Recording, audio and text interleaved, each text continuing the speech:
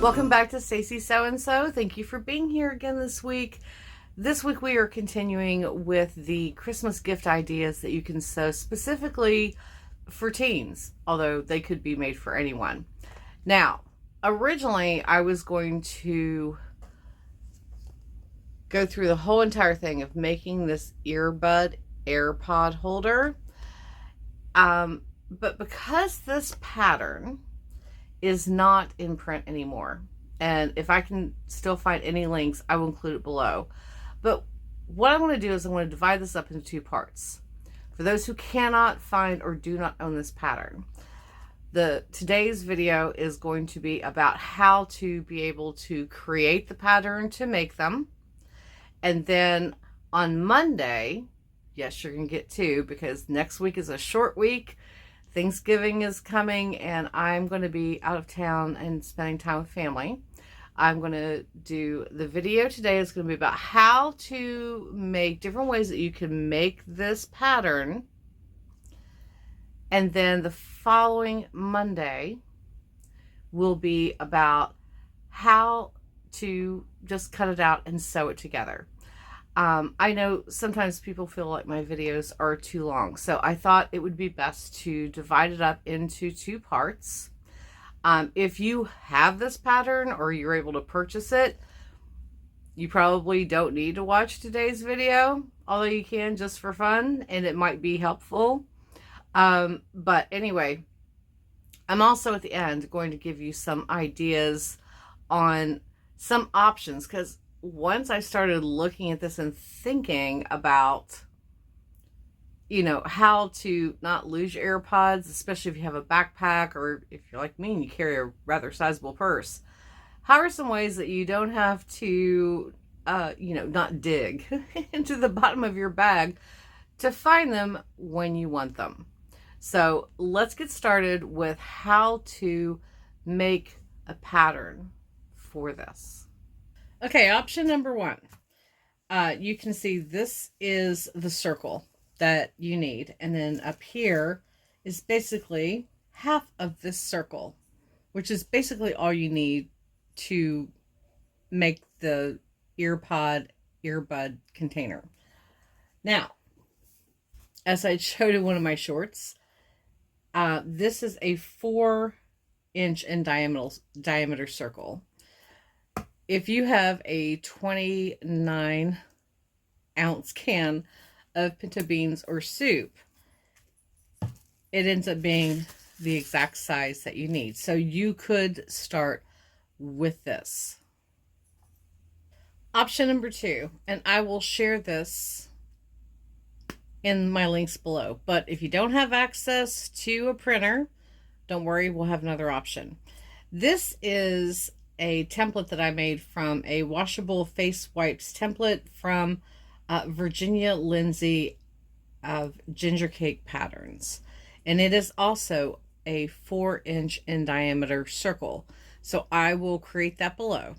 Now, again, if you don't have access to a printer, hang on because we have another option. Okay, so just grab any piece of paper that you have. I just grabbed a piece of copy paper. The first thing that I did was I just opened up my tape measure to find 4 inches and then made a dot in the center. Then I did that vertically and did the same thing just to make sure it was good. Make a little dash at the bottom at 4 inches and at the top where it starts as 1 inch. Go back, measure again, and do the same thing horizontally. From there, just to make it easier, I originally did this with pencil first. I lined up my top dot and my bottom dot, and I drew a straight line, which was 4 inches. And then I did the same thing horizontally.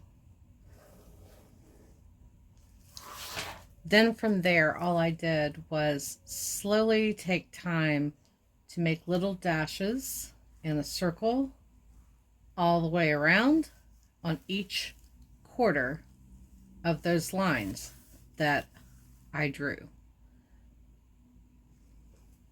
Okay, so once you get your full circle cut out, you will cut a second one, fold that in half so it's even, and cut it straight in half so that this will give us both pieces that we need to make the ear pod or earbud holder. Now, there are some notes off of this that you need to add to just in the future, so you remember what it is, what you're doing. Just mark on it that is the earbud holder. And then it says, as instructions, cut one of fabric, cut one of interfacing. So put that on there. And then, sorry, in a vertical line, draw a straight line with arrows on either side, and along of it, write grain of fabric. Now, you probably don't have to worry about that so much if you're using just a piece of fabric that has like a random print on it. If it doesn't, you're not using something that has a nap, you don't have to worry about that as much, but it's good to have on there. And then make a note that it does have a 1/4 inch seam allowance. Now, lining up this, which talks about the grain line, where we put in the vertical line with the arrows on the top and the bottom. You want to have that going up and down. There are, right here on either side, some little circles that you're going to use to line up when you are putting in the zipper. They are about 1/2 inch apart. So from your center, measure straight across and go 1/2 inch up and 1/2 inch down. Do that on both sides. That will come in handy later when you're trying to line everything up. Then, when you pull out your half piece, this is the piece where you're going to put the zipper in. It's going to be the same thing. You're going to want 2 arrows with a straight line, and I'm just putting grain because I'll know what that means. And then from the top, it's like 1/4 inch. Go ahead and put in the little circles on either side so that you have those to line up on the pattern pieces that you did. Just take measurements, double check. It's great to do it with a pencil because, you know, if you need to, you can erase and start over. And then also put on here that there is a 1/4 inch seam allowance. And again, just label what the piece is.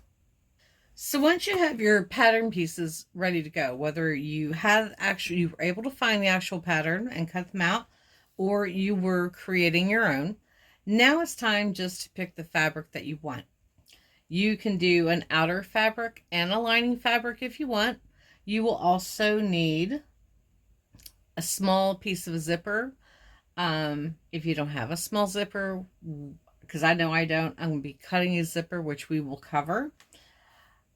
Now, the other thing is, with the interfacing, it has a lot to do with the sturdiness of your fabric. If you're using, say, like a quilting cotton, you might need a little bit extra stability. But I'm thinking about starting this one with some canvas fabric that I had, which has a lot of sturdiness to it. So I think I'm going to go with that because, one, I love the colors, and I think with the people I'm giving it to, they're going to like that too. So I hope that you found today's video helpful. This will give you time, if you do have to make this pattern, it'll give you time to get that all together. I'm also going to include in the list below all the things that you will need to be able to make it, so that you can have everything collected together for Monday's video, so that at that point you can just do, you know, a complete sew along with me.